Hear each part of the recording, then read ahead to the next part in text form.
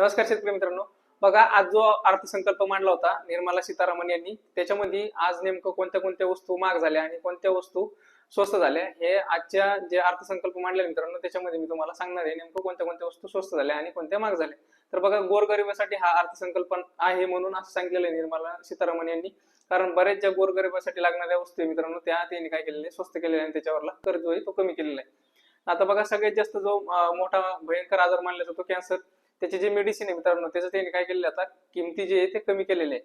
आणि त्याच्यावर जो कर होता लावलेला जीएसटी वगैरे तो पण कमी केला मित्रांनो. त्याच्यामुळे काय आता भविष्यामध्ये त्या मेडिसिनला जी पण किंमत असेल त्याची आता कमी होणार मित्रांनो. त्याच्यानंतर दुसरा मधुमेहाचं मेडिसिनची किंमत सुद्धा कमी होणार आहे.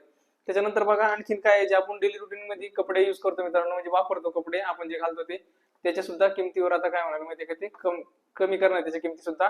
त्याच्यानंतर बघा, जे क्रीडा साहित्य जे आता स्पोर्ट वगैरे जे पोरं खेळते ते किट वगैरे घेते क्रिकेटच्या याच्या, त्या पोरायला माहिती नेमकं स्पोर्टचे कपडे किती महाग असते, त्यानंतर ते किट पण किती महाग असते. त्या किटला पण आता काय करणार माहिती का, ते स्वस्त करणार आहे. त्याच्यावर पण काय करणार, जो कर लागलेला होता तो कमी करेन आणि त्याच्या किमती सुद्धा कमी करणार मित्रांनो. त्याच्यानंतर बघा, आपण डेली रुटीन मध्ये सगळ्यात जास्त वापरतो तो आपला मोबाईलच्या सुद्धा किमती ज्या काय मित्रांनो येत्या काळात कमी होणार आहे. त्याच्यानंतर आता इलेक्ट्रॉनिक व्हेकल जे आहे मित्रांनो त्याच्या सुद्धा किमती कमी होणार आहे. आणि त्याला जे लागणारी बॅटरी, लिथियम बॅटरी मित्रांनो, त्या बॅटरीच्या सुद्धा किमती काय होणार आहे, कमी होणार आहे.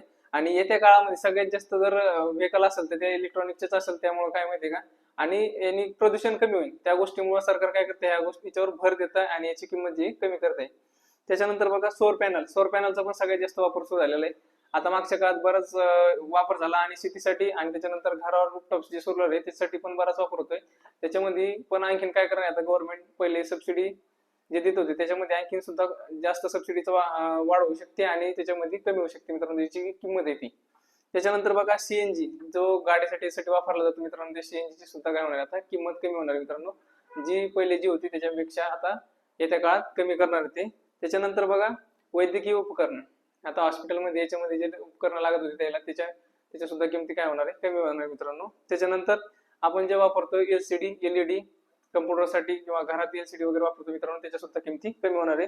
त्याच्यानंतर आपल्या ज्या भारतामध्ये कपडे वगैरे बनते मित्रांनो त्याचे बाहेर मार्केट जास्त उपलब्ध व्हावं यासाठी सुद्धा काहीतरी ते नवीन येत्या काळात नियम आणतील मित्रांनो. किंवा निर्यात जी आहे आपली ती बाहेरच्या देशात हो यासाठी पण काहीतरी प्रयत्न करते आणि त्याचा जो खर्च आहे तो कमी लागेल याच्यावर सुद्धा काहीतरी ते बदल करतील मित्रांनो.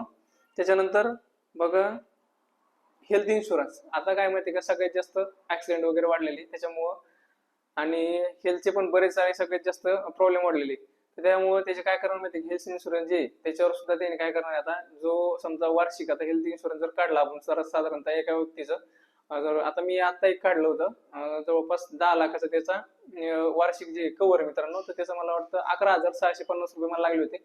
आता त्याच्यामध्ये सुद्धा काय येत्या काळात ते कमी होणार मित्रांनो. जर तुमचं हेल्थ इन्शुरन्स काढलेलं असेल तर हेल्थ इन्शुरन्स काढून घ्या. आणि जर हेल्थ इन्शुरन्स काढायचं नसेल मित्रांनो तर आयुष्यमान भारत कार्ड जे आहे ते सुद्धा काढून घ्या. म्हणजे काय माहितीये का, हेल्थ इन्शुरन्स सारखं ते, परंतु काय माहितीये त्याच्यामध्ये काही जे ठराविक रोग असते त्याचेच निदान होतं. आणि हेल्थ इन्शुरन्स मध्ये काय माहितीये का, जर तुम्ही ऍडमिट राहिले तर तुमचा मेडिसिन वगैरे सगळा खर्च तुमचा माफ होत असतो मित्रांनो. 1 रुपया तुम्हाला भरायची गरज पडत नाही. त्यामुळे हेल्थ इन्शुरन्स नक्की काढा मित्रांनो. जर काढायचं असेल तर मला सुद्धा संपर्क करू शकता. त्याच्यानंतर दुसरं, चामड्याच्या ज्या वस्तू आहे त्या सुद्धा स्वस्त होणार मित्रांनो.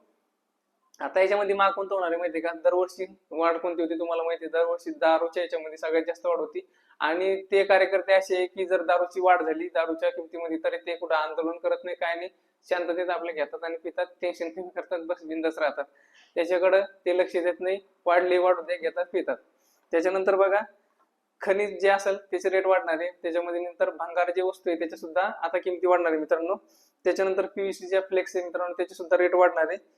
तर अशा प्रकारे हा गरीब लोकांसाठीचा अर्थसंकल्प होणार होता मित्रांनो. याच्यामध्ये तुम्हाला माहिती आवडली असेल तर व्हिडिओ नक्की शेअर करा मित्रांनो. धन्यवाद.